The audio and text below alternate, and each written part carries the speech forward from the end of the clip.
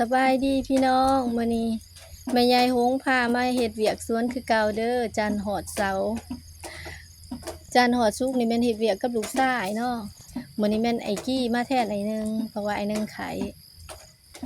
หน้าเวียกเฮามื้อนี้ก็มีแต่งกิ่งแล้วก็ทาปูนขาวใส่บอนเฮาแต่งแล้วก็ดึงหญ้าเข้าต้นเนาะตัวเห็นโหกๆหั่นก็แม่นหญ้าที่ตัดบ่ทันแล้ว หญ้าก็เกือบเพียงหัวเนาะว่าแต่งกิ่งต้นใดอันใบตันแล้วก็สิแต่งออกเนาะบ่ให้เปลืองปุ๋ยเปลืองยา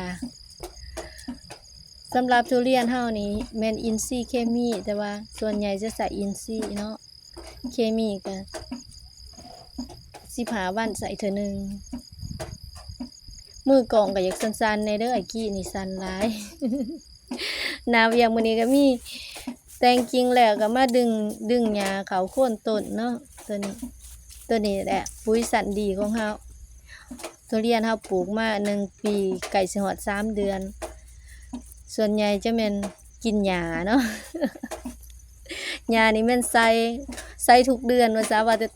ตัดหญ้าก็แม่นดึงใส่โลดขอบใจเด้อขอบใจที่ติดตามแล้วก็เป็นกำลังใจให้ทุกคนเด้อผู้เฮ็ดสวนนำกัน